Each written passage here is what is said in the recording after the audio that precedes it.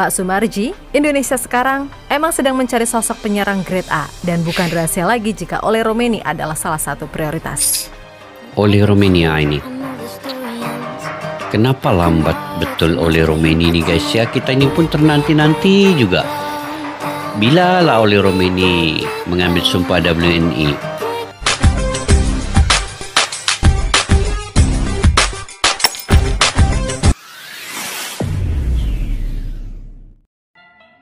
Assalamualaikum dan salam persaudaraan, salam sepak bola. Selamat bertemu kembali di channel Askalani Studio. Oke, saya mendoakan kalian semoga berada dalam keadaan sehat. Apa kabar? Dan semoga kalian sentiasa dimurahkan rezeki dan juga sentiasa dalam lindungan Allah Subhanahu wa taala. Oke guys, hari ini kabar gembira juga dengan kabar-kabar ini, dan ini yang saya nantikan. Romeni Zylstra segera sumpah. Siapakah pemain Zylstra ini guys? Ada pemain baru lagi. Nah, jadi paket komplit lini depan timnas. Saatnya STY menyusun game plan. Jadi itu antara judul reaksi video yang ingin saya kupas, yang ingin saya ulas, yang ingin saya perbincangkan pada hari ini. Dan sebelum itu, sekarang ini Bapak Erick Thohir mungkin secara senyap-senyap, diam-diam membawa beberapa berita gembira kepada kita yang kita tidak ketahui lagi, tetapi ada sumber-sumber yang mengatakan bahwa sekarang ini Bapak Erick Thohir juga ingin mencari seorang striker yang bisa untuk membantu timnas Indonesia di kualifikasi Piala Dunia 2026. Sekarang ini yang pentingnya striker bernomor punggung nomor 9 itu yang paling utama, top striker, demi untuk mencabar tim-tim kuat seperti Jepang, Australia dan juga Arab Saudi ini guys. Oke. Sebelum itu saya ingin memberi info juga bahwa sekarang ini Bapak Erick Thohir tengah melobi untuk mendapatkan dalam masa 2 bulan ini segala kekuatan, segala apa yang dia ada untuk membawa pemain yang bergrade A dan berkualitas tinggi. Dan sekarang ini juga Martin Paes memang belum ada kabarnya lagi, tetapi akan segera diusahakan. Saya pikir Martin Paes ini mungkin ada bermasalah di bagian cas federasi FIFA ini ya, ataupun diperlambat-lambatkan karena mereka tidak ingin melihat timnas Indonesia ini mendapat pemain-pemain yang berkualitas. Itu sebagai sejalagan kita punya sangkaan, tapi belum tentu juga lah. Tapi sekarang ini Bapak Erick Thohir sebenarnya bersungguh-sungguh untuk membawa pemain-pemain yang berkelas tinggi ini. Sebelum bermulanya 5 September Indonesia akan melawan Arab Saudi di kualifikasi Piala Dunia 2026 ini, putaran ketiga guys. Oke. Sebelum itu kita simak dulu video ini. Kita simak. Oke, kita simak dulu video pada kali ini guys.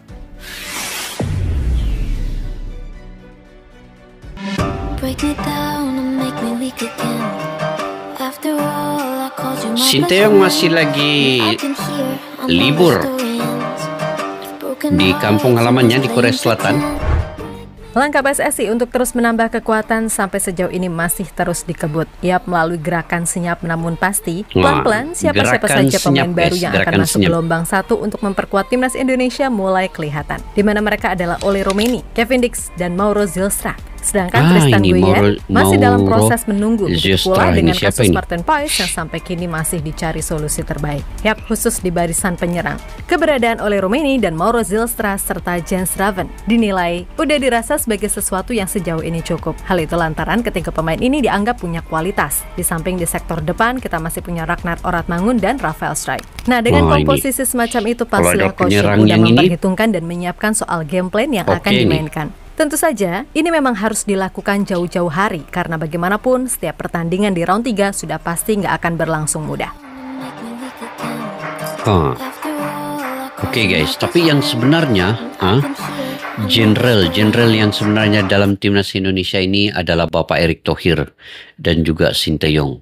Mereka yang banyak merubah keadaan timnas Indonesia sejak mutakhir inilah. Dan apa yang ingin saya katakan, Bapak Erick Thohir ini selagi mana dia inginkan target itu tercapai, sama juga dengan Sinteyong, mereka akan sedaya upaya walaupun dia menggunakan ongkosnya sendiri keluar ya. Nah, sebenarnya sudah mungkin ratusan juta sudah kos ataupun ongkos keuangan Bapak Erick Thohir ini telah digunakan untuk membantu Timnas Indonesia mendapatkan pemain-pemain yang mereka inginkan sebenarnya, demi untuk perkembangan sepak bola Indonesia ini naik ke satu tahap yang mana fans ataupun pendukung tegar sepak bola Indonesia itu akan memberi dukungan yang padu, bangun mereka. Dan sebelum ini pun memang netizen, fans ini minat dengan sepak bola, tetapi dulu kan Indonesia ini agak ke belakang sedikit, jadi mau nonton pun macam tidak berapa gembira kan, tidak berapa terhibur. Tapi apa yang dilakukan oleh Bapak Erick Thohir ini, dia cuba menghiburkan para fans yang ada di luar sana dengan memberi yang terbaik untuk menyiapkan tim sepak bola Indonesia ini sampailah ke putaran ketiga Piala Dunia ini. Saya sebenarnya tidak sabar untuk menonton Indonesia ini melawan Jepang dan juga melawan Australia ini. Ini yang paling kita nantikan. Tapi dengan adanya pemain-pemain yang baru tadi, macam Oli Romini, Kevin Dix, Martin Paes, dan juga yang baru tadi ini, Zistra ini. Ini saya kurang pasti guys dari mana. Oke, kita lanjut dulu.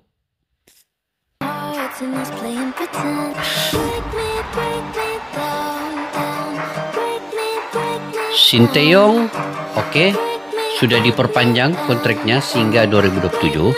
Jadi ini sudah tidak lagi menjadi masalah menjadi kerisauan semua. Timnas Indonesia memang jadi sesuatu yang terus dibicarakan. Sebab bukan rahasia lagi kalau Indonesia sekarang nggak punya sosok goal getter yang sangat efektif di depan gawang. Berbagai nama udah dicoba, namun hasilnya masih nihil. Itulah kenapa di round 3 nanti kebutuhan akan striker memang adalah jadi prioritas di samping pastinya soal pos penjaga gawang. Ya, PSSI sendiri emang udah punya satu penyerang yang baru aja menjalani sumpah WNI, yakni Jens Raven. Tapi tahu sendiri, ini pemain masih sangat muda dan jelas masih belum bisa jadi andalan utama untuk melawan tim-tim kuat Asia. Oleh karena itu, berkaca dari penuturan manajer timnas, Pak Sumarji, Indonesia sekarang emang sedang mencari sosok penyerang grade A. Dan bukan rahasia lagi jika Oli Romini adalah salah satu prioritas.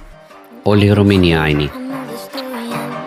Kenapa lambat betul Oli Romini ini guys ya? Kita ini pun ternanti-nanti juga. Bila lah Oli Romini mengambil sumpah WNI. Dan satu lagi kita ternanti-nanti juga.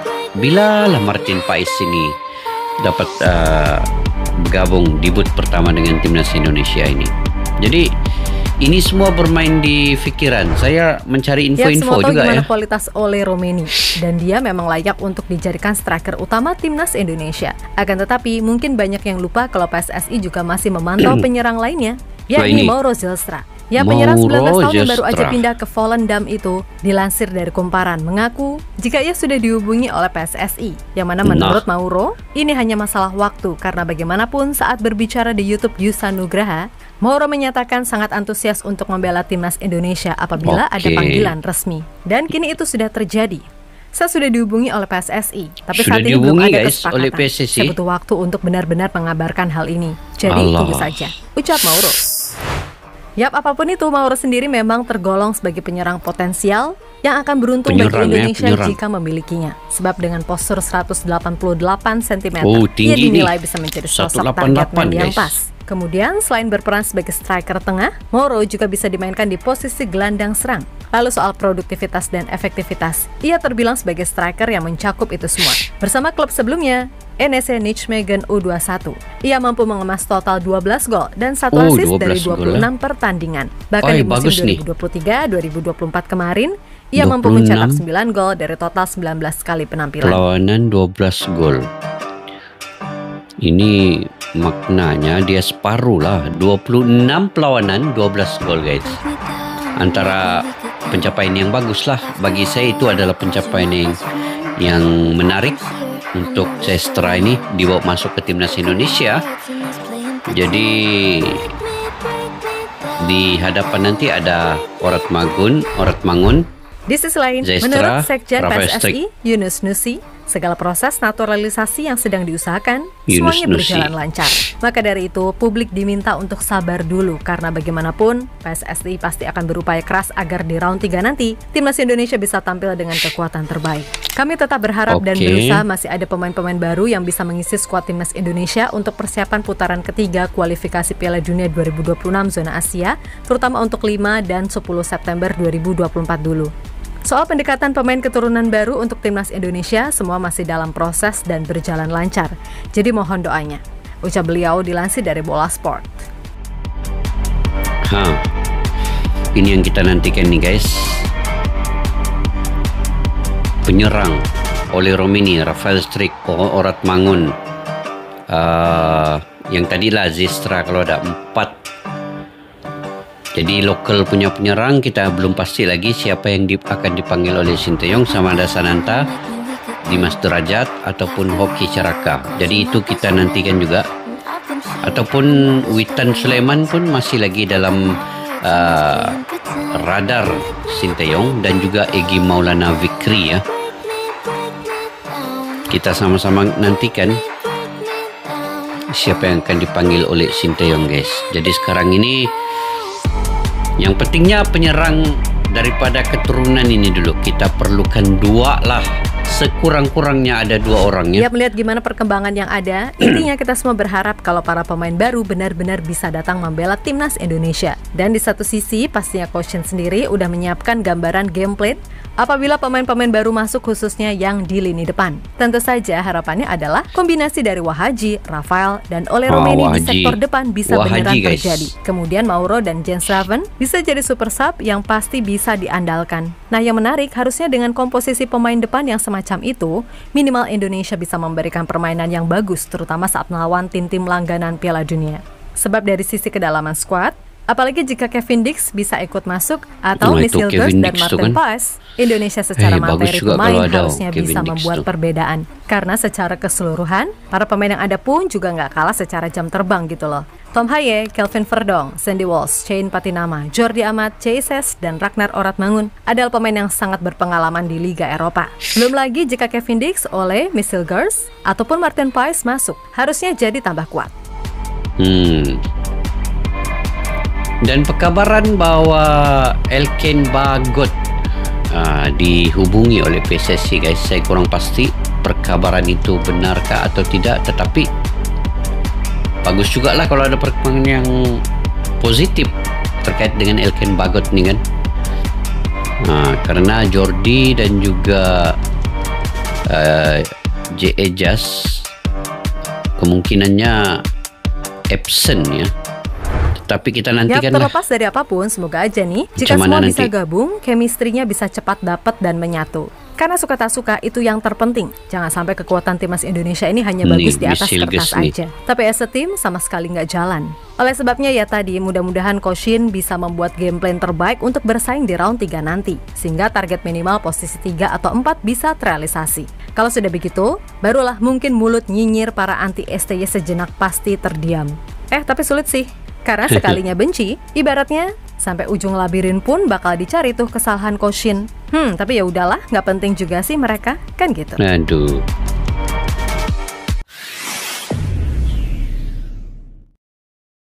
Oke guys, mudah-mudahan berita ini berita yang betul-betul menggembirakan dan juga berita yang sahih, yang memang sekarang ini di media sosial ini terdapat berita-berita yang kurang sahih, yang tidak sahih, dan ini mudah-mudahannya sahih guys.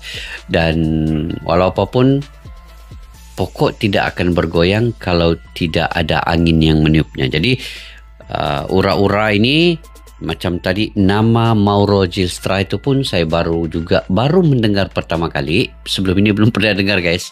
Sebelum ini yang kita targetkan oleh Romeni dan beberapa pemain lain lah, macam Martin Paes itu sudah sumpah double ini, cuma Federasi Perpindahan belum lagi. Agak sulit. Saya pun kurang pasti di mana sudah status keberadaannya. Dan dikabarkan juga kemungkinan melawan Arab Saudi pada 5 September Martin Paes belum lagi bisa untuk bermain. Itu kemungkinan besarlah kabar-kabar itu. Masih lagi kita tertanya-tanya. Dan apapun sebenarnya ini diusahakan sepenuhnya oleh Bapak Erick Thohir juga dan para pengurusan pegawai tertinggi yang ada di PSSI. Dan kita mengharapkan yang Oleh Romini ini dulu didahulukan dan Mauro Gistra ini. Kalau benar itu yang dimahukan oleh Bapak Erick Thohir, karena kalau mengikut ke admin ini tadi, daripada 26 perlawanan dia mencipta 12 gol kah? 26 perlawanan 12 gol, hampir separuh dia mencetak gol ketika dalam perlawanan. Jadi ini seorang penyerang yang baik. Saya coba akan melihat nanti bagaimana pemain ini bermain. Mungkin ada dia punya highlight di YouTube. Mauro Gistra ini saya akan lihat highlight cara permainan, bagaimana dia punya intensity, bagaimana dia punya stamina dan kekuatan tendangannya.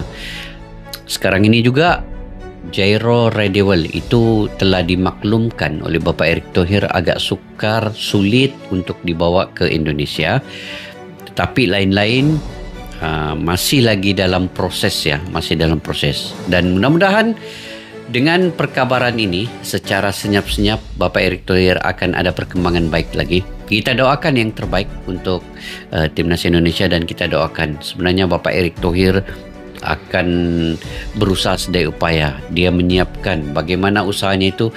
Dia menggunakan segala ongkos keuangannya dan sebagainya, kekuatan, kekuasanya, hubungannya, lobbynya dengan Eropa.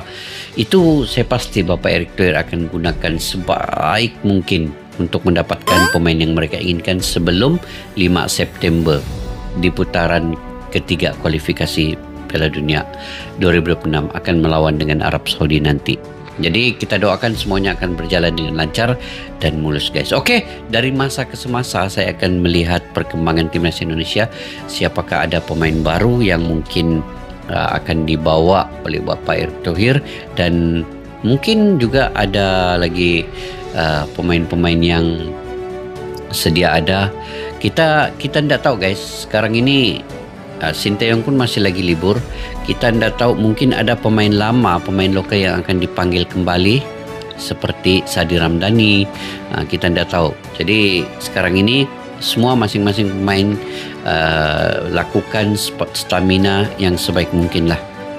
Untuk kekuatan fisik mereka dan juga mental mereka juga perlu diperhebatkan untuk menjelang laga kualifikasi putaran ketiga ini. Sebab ini semua peringkat yang timnya semua pernah ke Piala Dunia. Oke guys, sampai di situ saja video pada kali ini. Mungkin kalian ada info ya yang terkini, yang terbaru.